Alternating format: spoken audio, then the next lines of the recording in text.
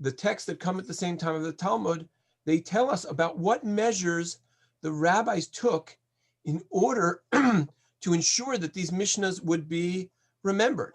How would you remember this vast body of law?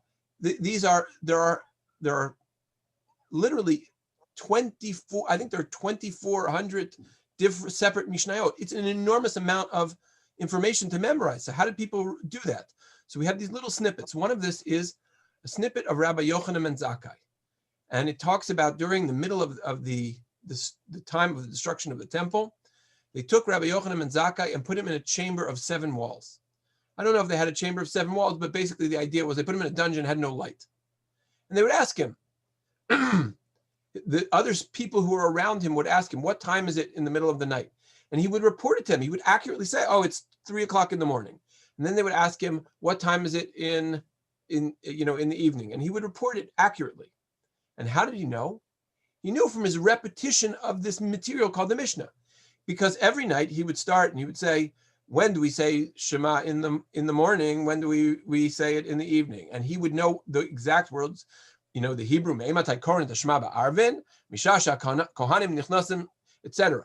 He would know all of these things, and he would know that when he gets to the middle of the tractate of Shabbat, it was 3 hours later. When he gets to the middle of the tractate of Eruvin, it was 7 hours later.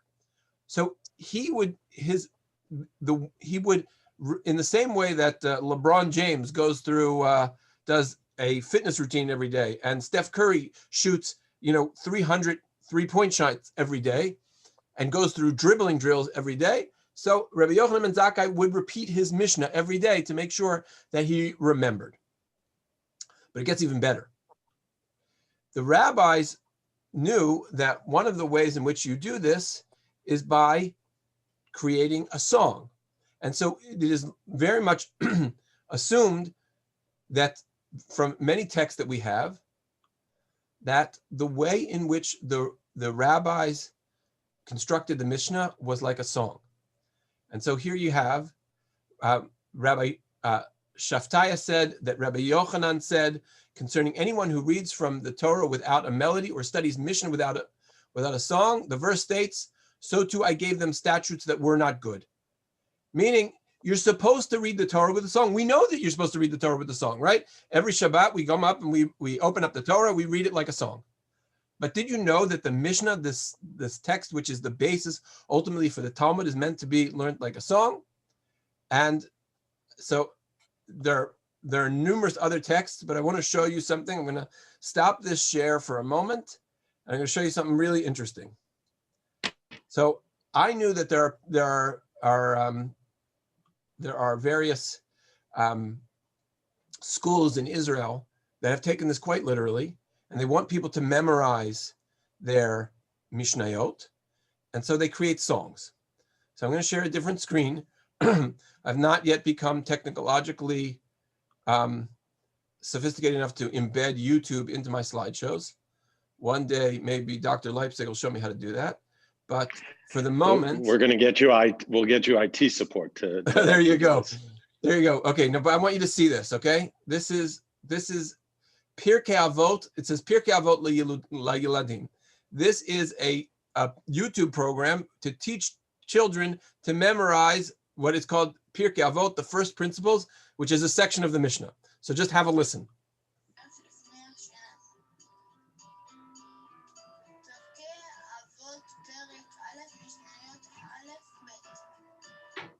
שקיבל תורה מסיני ומסרה לישוע. I forgot to ask, did I optimize for sound, or do you hear it? Okay, hold on.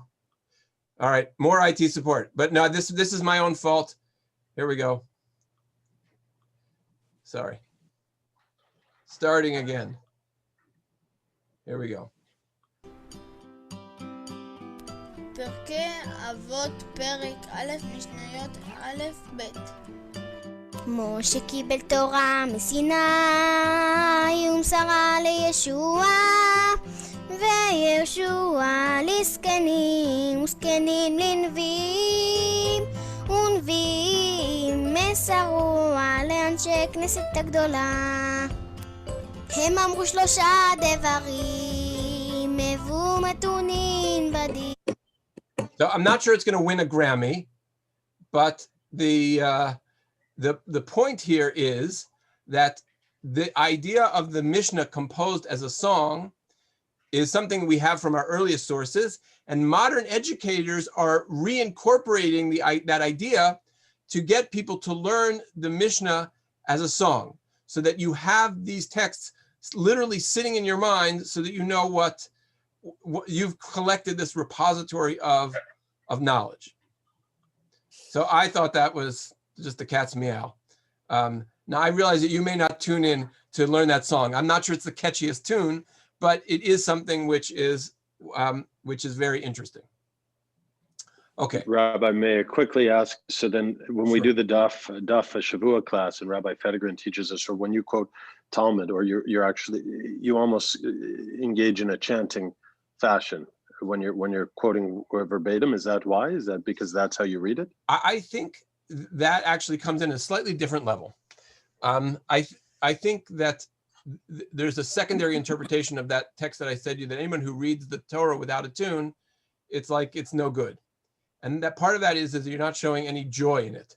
So it's kind of like, when you read your correspondence from Canada Revenue Agency, nobody sings when they do that, right?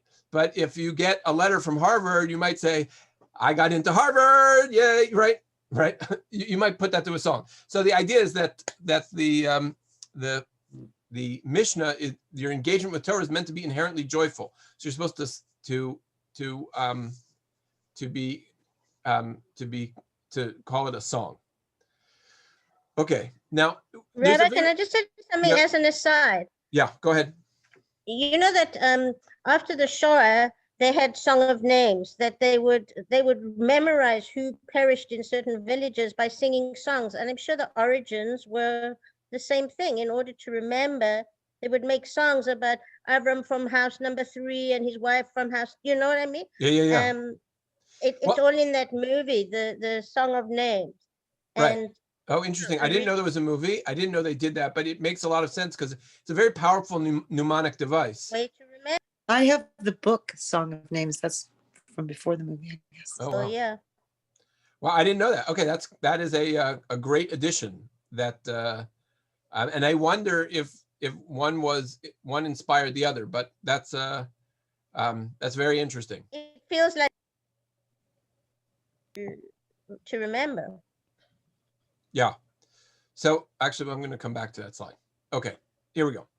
The composers of the Mishnah. So the composers of the Mishnah, who are the people who put this together?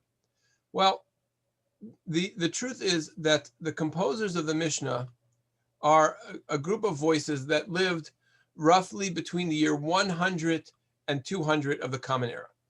Now, once upon a time,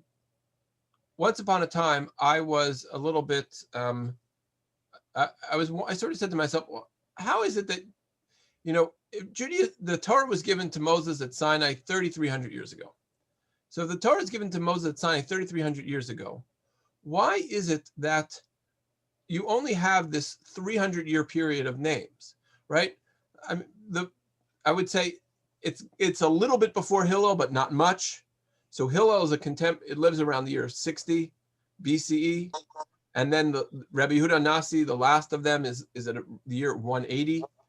So you have this 300-year period of rabbis. And you're like, well, you have a 300-year period of rabbis, but before that, there was at least 1,000 years between Moses and these rabbis. Where are all the other voices? How come we don't have a Mishnah that says, it says in the name of Rabbi, of Isaiah the prophet?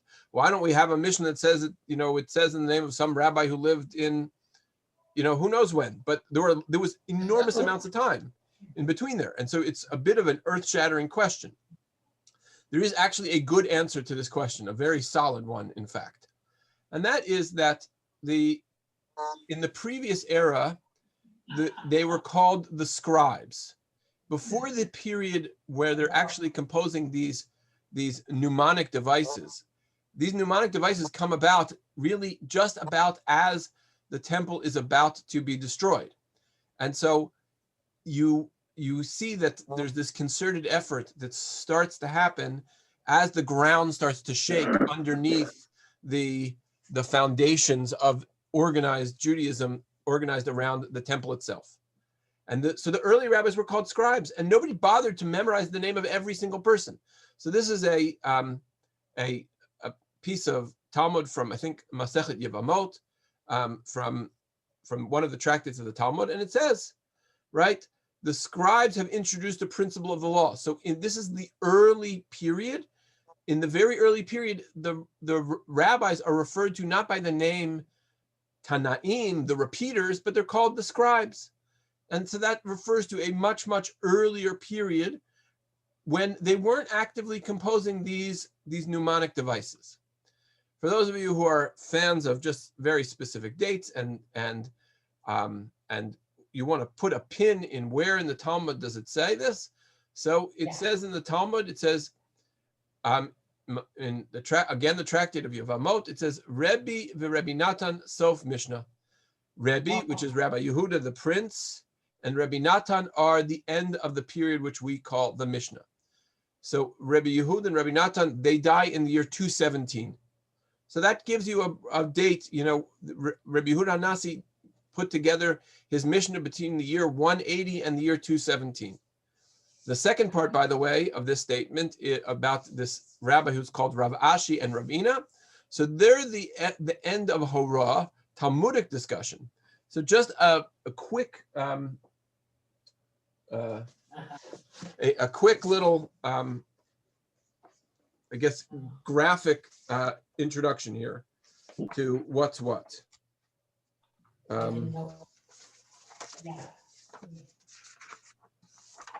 So this is a page of Talmud. I'm gonna let me stop share for a minute so you can see my full screen. Okay. All right. All right. So this is a page of the Talmud.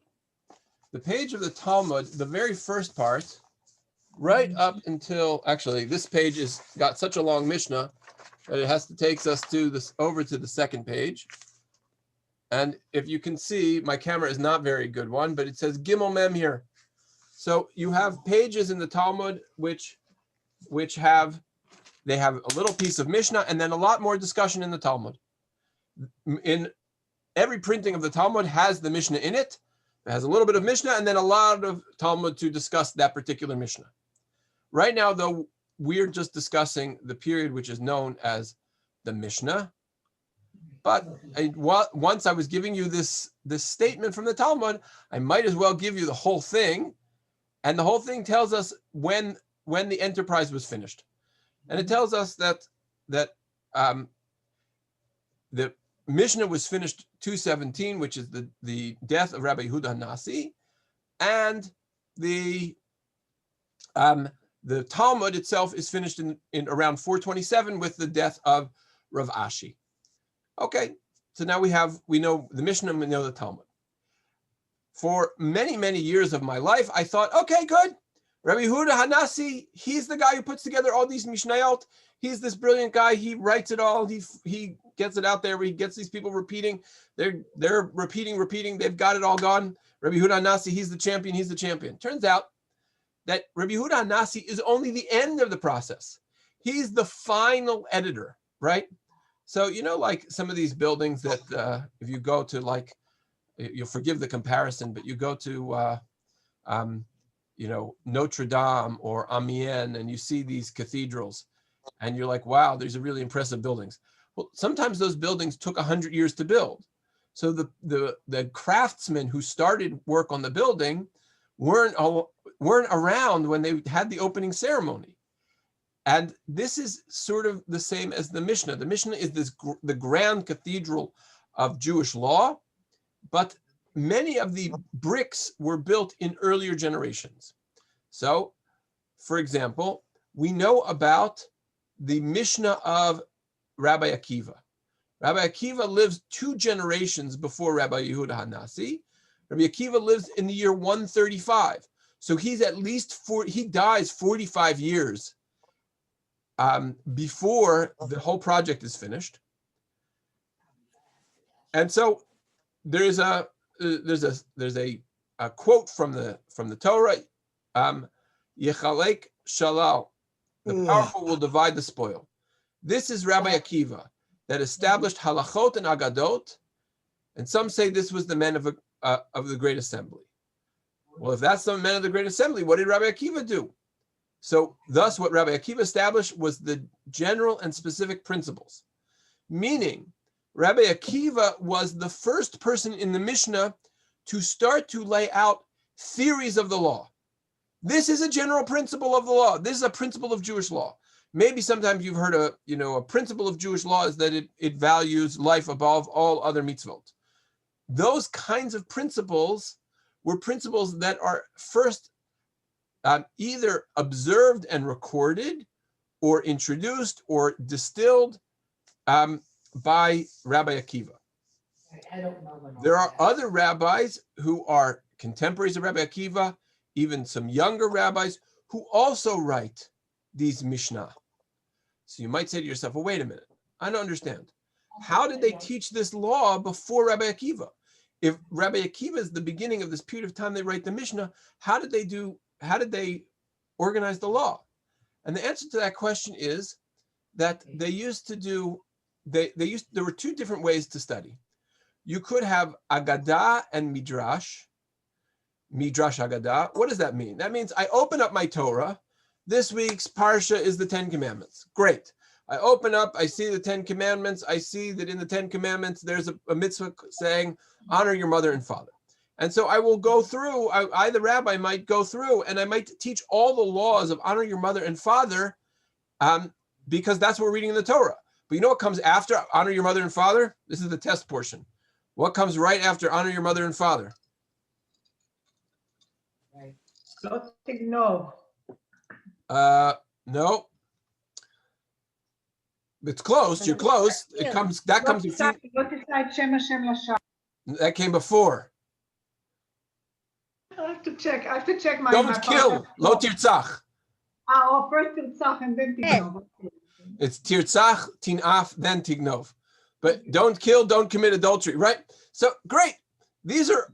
If I'm a guilty son, so I want to learn all the laws of kibbud av v'em. I want to figure out how do I respect my father. But I don't want to find the next thing I'm going to come up to has no logical connection to it. It's don't kill, right? So these laws have no good organization from a memorization point of view, except for the fact that I remember that the rabbi taught this as we were going through the Torah reading, and these things are all connected in the 10 Commandments, but they're not a fully organized conceptual piece. When the rabbis of the Mishnah came along, they organized things into topics. So if you want the laws of blessings, you have a whole tractate on blessings. If you want the laws of getting married, you have a whole tractate on laws of getting married. And God forbid you want to get divorced, there's even a whole tractate on how to get divorced, right? All of these things have their own logical organization. And they are contained in various tractates that discuss these thematic subjects. Now, as we said, Rabbi Akiva had his early ones. There were other rabbis who created theirs, but the person who really puts it all together is Rabbi Yehuda Hanassi. Now, one of the ways that we know this story well is because an early letter, an early distillation, almost an academic presentation of this comes from Rabbi Sharira Gaon. Rabbi Sharira Gaon probably lives in the 8th century. And in the 8th century, the most hotly debated Jewish topic was not whether or not Jews like Trump or don't like Trump, whether or not Bibi's called too many elections or hasn't called too many elections. That was not the hotly debated subject of the 8th century. But you know what was the hotly debated subject of the 8th century? Whether there was such a thing as the Torah that was taught by the rabbis. There was a group that was called the Karaites, and the Karaites had one overarching concept, and that concept was that we don't believe in the law of the rabbis, and that was all made up. And it's all so the Karaites take the verse, for example, to say, "Lo tiva'aru eish b'chol moshvotechem b'yom haShabbat." You shall not light kindle a fire in any place where you live all of Shabbos. So guess what they do all Shabbos? Eat cold food. And In the dark. And sit in the dark. Right? Yeah. So they eat cold food and they sit in the dark. Now, this was a very radical departure, and so Rav Shri Gaon has a job to do. Rav Shri Gaon's job is to reinstill confidence in the Torah of the rabbis. And so what Rav Shri Gaon does is he comes together to put in his letter. He gives you a full history of the composition of the Mishnah, and he does. When I say he does academic work, it's because he goes through the 39 volumes of the Talmud, and he looks at all the different places, and probably also other rabbinic texts, and he looks at all the different places that you get even a little glimpse of how it was that this was composed. And he tells us what it was that Rabbi Yehuda HaNasi did. Rabbi Yehuda HaNasi was collecting these massive repositories of oral knowledge. Remember my guy at the beginning? Remember my bookman? So you have a lot of bookmen running around. Some of them may have had bad texts, and some of them may have made mistakes. That's what happens over time, right? You ever inserted the wrong line in a song and you thought it was correct, and then you went back and you heard somebody do a new cover of it, and you're like, no, they changed that song, and it turns out they didn't. Well, Rabbi Yehuda HaNasi was dealing with all of those kinds of mistakes, and he was refining it and making it more accurate. And he would compare and distill, and his enterprise was to create this accurate body of law. But the way in which he chose to do it was also fascinating, because we can ask ourselves, what is in this Mishnah? Is it just the digest of what you need to know to do Jewish law? Is it the Idiot's Guide to Judaism? It really is well beyond that. So first of all, included in the Mishnah were laws that applied to temple ritual. When Rabbi Yehuda HaNasi puts together the Mishnah, it's starts in the year, let's say 180 until the year 210 or something like that. How many years has the temple been destroyed for? 135, right? The temple is as far from him as the Civil War is from us. The U.S. Civil War is from us, right? The temple was as far from him. I'll give a very good Canadian reference. The temple is as far from him as Confederation is from us, right? That's how far back in history the temple was. But he still includes Mishnahs on the idea of the temple, because his project is much bigger than law. His project is about preserving the collected wisdom of Torah and the Jewish people. And so he includes tractates like the Tamid, Chagiga, even parts of the laws of Pesach. There may be 2 or 3 chapters of the laws of Pesach which apply to how we make our kitchens kosher for Pesach, and how you bake matzah, and how you destroy your chametz, and there's only 1 chapter on how to run a Seder. 1 chapter on how to run the Seder. Everything else is, what time do you slaughter the Passover offering? A Passover offering which hadn't been brought for 140 years by the time Rabbi Yehuda HaNasi gets his hands on it. There are other laws which they call the laws for the time of Mashiach, right? These are, again, laws of performing sacrifice. And there's yet a third scenario, which is laws of purely theoretical value. I'll give you an example of that. This is the law of the Ben Sorer or Morer, the law of the stubborn and rebellious son. The stubborn and rebellious son is the son who is so defiant of his parents that his parents bring him to the court and said, look, this one's broken. We need to put him to death, because this one is ultimately going to become the next Charles Manson, right? this is going to be the next sociopath of a century. We need to get rid of him. The Talmud says, though, Ben Sora Morer, lo haya velo atid liot.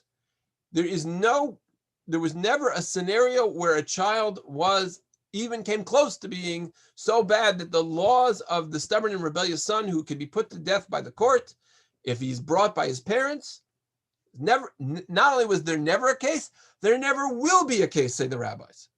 So if this is not law, why do you write it? Lama nichtav, why do you write it? Lomar darosh v'kibel schar. Study it, learn it. It has value for the theoretical sharpening of your mind, and you'll receive benefit from this. You get benefit from learning Torah. It develops you cognitively, and you will get reward for it. There are also many cases in the Mishnah which are very, to say the least, far-fetched. The most far-fetched case I've ever heard of, and this is where this particular history session becomes a little less than PG. The Talmud wants to know if a man falls off a roof while sunbathing and crashes into his unsuspecting neighbor, who happens to be a woman, who's also engaged in, I guess, drying off after a bath, and it's a hot day, and he happens to turn over as he falls over, realizing that what where the situation he's in, is that going to be considered rape, or is it just considered someone who's falling? Now, the Talmud wants to ask the question of what's the minimal consent or minimal action that a person would have to do to make him culpable for rape. But let's just face it, that's a highly improbable event. But the Talmud wants to probe the extent of the law. The margins of the law are interesting to the rabbis of the Mishnah and the Talmud. And so some of these things are included because Rabbi Yehuda HaNasi wants to include the theory of the law in these cases. I should also say that that there's some stylistic choices. So one stylistic choice is a miracle. The miracle is that the rabbi has to be brief, laconic, and use as few words as possible to allow for that kind of memorization. And this is the most ignored teaching in the history of Torah, but it says as follows. Ma Rav Huna Amar, this rabbi named Rav Huna said, Mishum Rabbi Meir, in the name of Rabbi Meir, La'olam Yeshana Adam L'Talmidav, Talmido Derech Ktsara. A rabbi should always teach his students in the most concise manner. Now you can appreciate that this is in fact the most abused rabbinic teaching ever, because we rabbis have this history of being long-winded. But you can see that the part of what the rabbis want to do is they want to give you the opportunity to probe the theory of the law without being overly verbose. I do want to share with you what I think is also a very interesting aspect of what Rabbi Yehuda HaNasi was doing in his time period. One of the things that we see is the following. There is policy, very good, solid policy on how it is that you deal with the poor. So I'm going to give you two very interesting examples. One is this particular piece of legislation. It says one who possesses 200 zuz, meaning if you have $750 in the bank, you may not take gleanings, meaning there are different institutions that were left for the poor. One was if the harvesters left a forgotten pile, or if they also had to leave a corner of the field, or a specific percentage that was left off for the tithe that was left off for the poor. How poor did you need to be in order to receive that? They had to give definition, they had to give operational definition to these problems. And he says, if he possesses 200 minus 1 dinar, in other words, he has $749.35. even if 1,000 men each give him at the same time charity, he can accept it. Once you're defined as below the poverty level, you're below the poverty level. They had to give an actual operational definition for what it meant to be impoverished. And they did that. And so Rebbe creates a poverty line, and he gives various laws about what kinds of charity you're allowed to receive. And it's very advanced, because what if you have 200 zuz, but you've pledged, it's already leveraged to some creditor for your wife's ketubah, right? So it doesn't matter. If he doesn't have it in pocket, then he's considered poor. And we don't force him to sell his tools. If he's got net worth in a business, we don't force him to sell that. He can take property. Rabbi Yehuda Nasi creates a very interesting, a very nuanced piece of charitable legislation. The next piece, this is, if you've been spacing out, now it's time to space back in.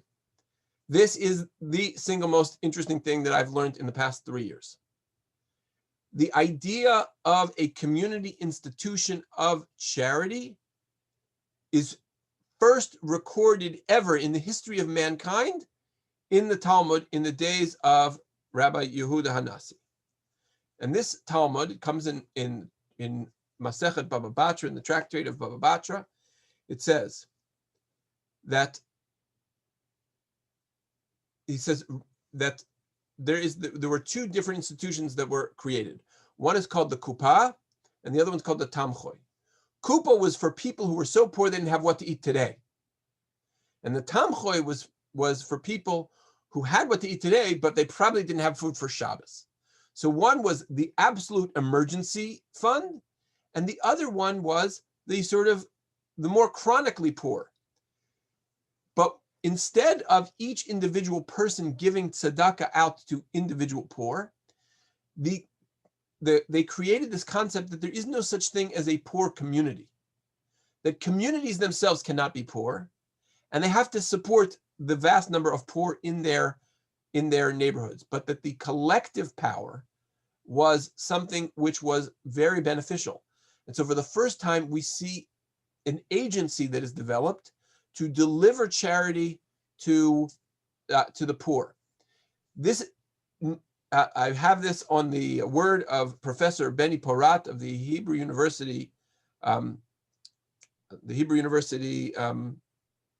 School of Law, and he says that in all of ancient history, the very first time that you see that anyone created a charitable organization, a Jewish family service, the very first Jewish family service is at the time of Rabbi Yehuda Hanasi, and the invention of the Kupa and the Tamchoy, these two different community collection plates for various charitable purposes. Okay, so just reviewing what we just said, that we have, there are laws that the Mishnah has a very broad scope. It has laws applying to temple ritual. It has laws that even for the time of Mashiach, there are laws of theoretical value. And I guess on this, I should have also put, there are novel institutions that are invented by the community, right? They're what we call takanot, things that the rabbis advance in order to better manage their community. And all of this comes together in the Mishnah. Okay. One other interesting piece of the Mishnah, and I tried to dig around as much as I could. For my entire rabbinical career, I have always thought that Rabbi Yehuda HaNasi wrote the Mishnah. That may be the wrong verb.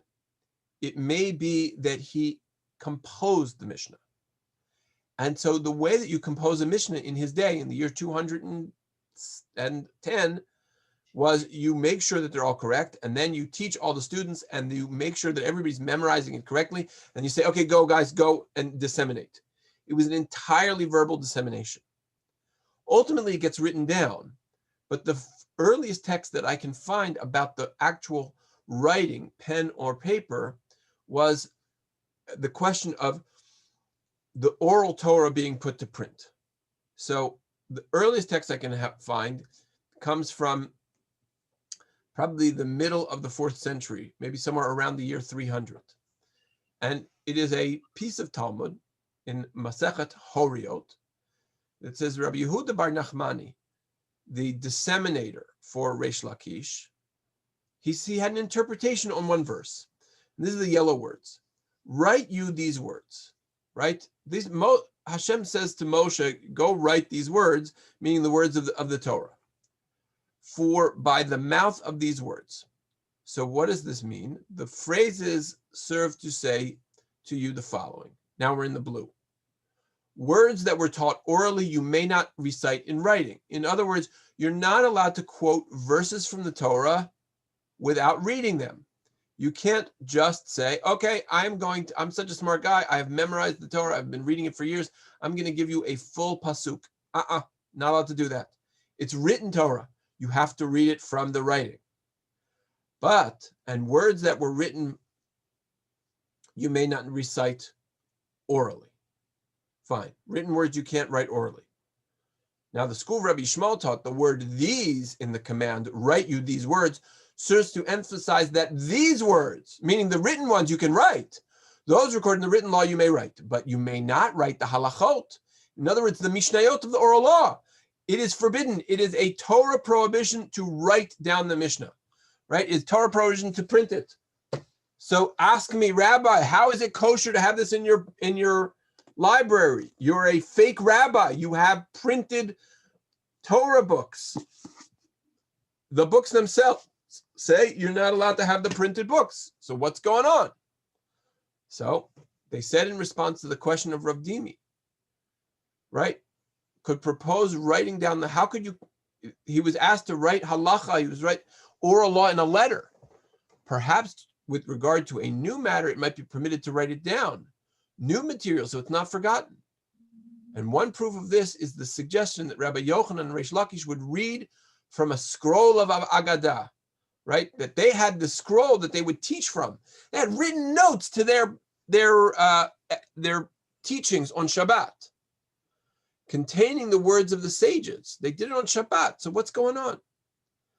So in the blue, since one cannot remember the oral law without writing it down, it is permitted to violate the halacha. You're allowed to violate the halacha. Why? We have a verse that says, Eit la'asot la'Hashem heferu toratecha. It's time to do the right thing for God. Throw away the Torah. Right? They have made void your Torah.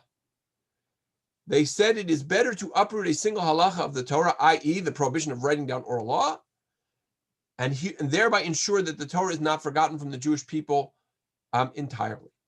So there is this edict, this emergency edict, that you're allowed to write down oral law in order to save Torah. This is a fascinating piece of information, because there was for centuries, and this, by the way, goes back to the question that I posed. How is it that we don't know about, rabbis who lived at the time of Isaiah the prophet, and rabbis who lived at the time of Ezra, and rabbis who lived at the time of Mordechai and Esther, and rabbis who lived at the time of, go figure out all these other people. We don't have any names. We have a 300-year window of when rabbis lived. And the answer is that it was forbidden to write these things down. So everything was oral. And even Rabbi Yehuda Nasi may have tried to protect that. He wanted to create a system of organized Jewish law that could survive all of these years of destruction. And he did a noble job. And he hoped that the repetition system would work. But at a certain point, even the repetition system was not good enough to hold the collected wisdom of the Jewish people together. And so maybe 100 years after Rabbi Yehuda Hanasi puts the system in place, as much as he wanted it to be an oral tradition, they come to write it down, because they're just essentially, this is the fundamental nervousness of the Jewish people, especially after the temple is destroyed. How are we going to preserve the people? So they write down the oral law. And thereafter, you have the Mishnah, you have the Talmud, and thereafter, every single generation of Jews learned their Torah from a printed book. Before then, it was all master to student. That was how you transmitted the law. Now, here again, I'm going to get my smicha into trouble. I'm going to get myself into hot water. And that hot water is that, there is, for every thing that you uproot from the law, there is a consequence to be paid. And it's very possible that the Jewish law was much more flexible when it was an oral tradition. Now that it's a written tradition, much harder to be flexible with the written word than it was with the oral tradition. And so some of the areas where we have trouble being flexible in Jewish law are a byproduct of really two phenomena. One which we can point to today. That phenomenon is the phenomenon of the written law, the fact that it was actually written down. Another will have to do with the fact that we don't have a body that is duly constituted to actually deliver Jewish law. But that's a whole different story. I'll just give you one little taste of that. Do you know that there are 4 different positions of where the international dateline should sit according to Jewish law? And of those 4 different positions, maybe you could distill it down to really 2 different ones. One which would run the international dateline where the current international dateline is, and the other one which would be just I guess west of North Korea, east of North Korea, west of Japan. The problem is that puts places like Australia and Japan in limbo. And there's some people, and maybe even Hawaii, there's some people who say, you know what, if you live in Japan, you should keep 2 days of Shabbos, because we're not sure which one is Shabbos, because it depends on where you put the international dateline. Now, this should be something that the High Court of the Rabbis come down and say, the international dateline is so many degrees halachically. That would be great. But we don't have such a body. But this is for another lecture. The bottom line is that part of what has happened here is that because of the slings and arrows of conquest, of exile, of poverty, of the vulnerabilities of the Jewish population of that era, they came to write the oral Torah down. It was not its original design. The original yeshiva bacher didn't need glasses because he hadn't yet strained his eyes. Because the students of Rabbi Akiva had to have excellent hearing, but their vision wasn't how they took in information. They took in information by listening, by repeating. And they had many discussions on what they heard and memorized, etc.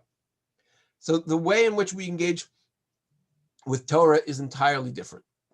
But I guess the aside from taking away that the Jews were the first to create the institutional charity of the Jewish family service, the other thing which I think is very important to understand is that Rabbi Yehuda HaNasi's great contribution is putting together a systemized version of Jewish law that is very broad in its scope and very rich in its information and is built to be memorized in song form and has many, many interesting nuances.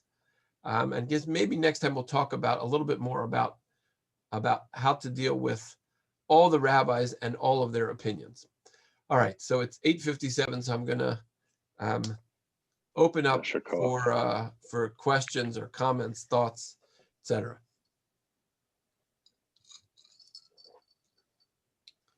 It's always a dangerous thing when you end in silence. So the Talmud you're talking about today is the Babylonian Talmud, correct? Well, the truth of the matter is, I didn't specify because we will certainly get to a discussion about the development of the Talmud. But today, all we discussed was the development of the Mishnah. So if I quote the Talmud, usually I will try and give you the exact reference for it. I will tell you that that unless I say otherwise, it is the Babylonian Talmud. Generally speaking, when people say Talmud, and a specific reference, that refers to the Babylonian Talmud. The Jerusalem Talmud, usually they will say Jerusalem Talmud. Okay. Rabbi, Yes, Tina. when you say that the Mishnah was written down as a way to preserve it in its sort of extreme case of losing it forever, and with that in mind, are there popular recent Mishnayot that are submitted, or is it just that we just hold on to that as being, here's the basics and we just go with this? So Rabbi If it was Yehuda supposed to Nasi, have been an oral thing. okay, yeah. So the Rabbi Yehuda Nasi ends Mishnah as such. But the writing to get the brand name Mishnah, right? In the same way, you'll forgive the comparison. In the same way, to be considered Parmigiano Reggiano, you have to come from a particular region in Italy, and you can make as much Parmesan as you want in Wisconsin, or in Saskatoon, right? Manitoba, but you can't call it Parmigiano Reggiano if it's been made in Quebec, right? Same thing is with Mishnah. You cannot be called Mishnah unless you were a product of the final redaction of Rabbi Yehuda HaNasi, right? Okay, so so I'll just tell you, there were subsequent efforts. So the students of Rabbi Yehuda HaNasi, Rabbi Chia and Rabbi Oshia, said, Rabbi, you left out this, you left out that, and we have those collected in a separate book, which is called Tosefta. Tosefta means additional, right? It means they may have been a little bit chutzpahdik and said to their teacher, yeah, you left some stuff out. Now, what happens if, Maimonides decides, you know what, this is really worth being taught. But he's not allowed to call it Mishnah with a capital Mem, right? Okay. Because he missed the window. Born too late. Yeah. Right. Well, we did write the Mishnah Torah. Smaller. Okay. So that's the that is the people. If Rabbi Yehuda HaNasi might be able to lodge a copyright infringement on Maimonides. Mishnah Torah, though, happens to be a phrase from the book of Devarim, so he might be able to get away with it. He said, you can't copyright it; it's public domain, right? So there are, and by the way, I think the original title of the Mishnah Torah was not the Mishnah Torah, but it was called the Yad HaChazakah, the strong hand. So it may have been later given that title. So, Rabbi, may I ask, when you speak of Yehuda HaNasi, the belief would be that all the Mishnayot, that of all the tractates and all the Masechta may have been begun to be composed during the times of the Maccabite when taxation was enabled, and then continued on. But he was the first one that actually then, at all throughout that time, they were not writing it down. They were studying it, they were defining it, and they were defining oral law. And then he wrote it down, all the tractates. Right. So yeah, if you look at that time period, the period of 100 BCE to 300, you have a period which is 60 years into the Maccabees until 250 years after them, right? So that is your window. Now, there may be, there are other factors at play. Certainly, you can't all give it to the Maccabees, but yeah, that period of time is a very, very rich and powerful time. It's interesting also that Rabbi Yehuda HaNasi, right, as we described 2 weeks ago, he's very wealthy, and he's very good friends with Antonius Caesar, and I would strongly encourage you when the pandemic ends to go to the city of Tzipori. The Tzipori National Park in Israel is where Rabbi Yehuda HaNasi lived. He lived between two places. One was called Beit Sharim, and you can go to Beit Sharim and you can see Rabbi Yehuda HaNasi's grave. It's probably one of the most elaborate ancient graves that you can find in Israel, and it is almost 100% certain that is in fact his grave. Maimonides' grave, I'm not sure is Maimonides' grave, and Rachel's tomb, I can't tell you that it's Rachel's tomb, but I can tell you that Rabbi Yehuda HaNasi's grave is Rabbi Yehuda Nasi's grave. Their archaeological evidence there is very, very strong.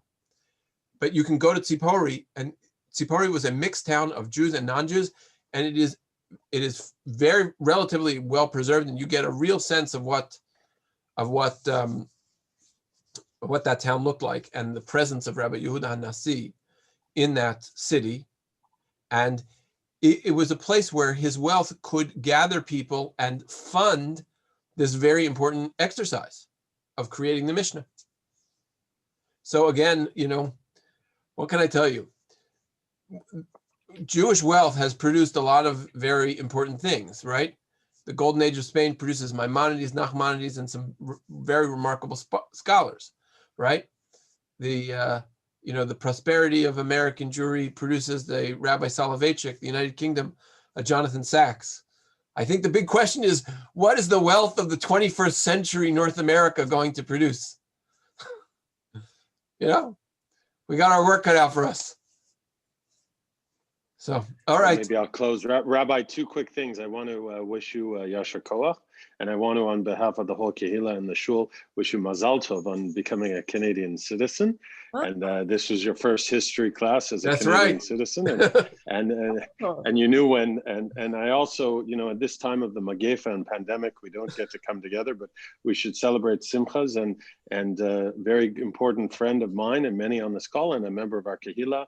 His daughter will join us at the foot of Sinai on Saturday and teach us Torah, Arabella Kushner. And so Mazel Tov, Nir, and may her learnings and teachings be a blessing for our entire Kehillah and all of Klal Yisrael. Amen. Mazel Tov. Yeah, Amen is right. Only Simchot for our congregation. Let's hope. Amen. Thank you, Rabbi. Okay. Thank you, Rabbi. All of us. Laila Tov, everybody. Laila Tov. Laila Laila Tov. Tov. Thank you. Laila Tov. Gute Nacht. Thanks.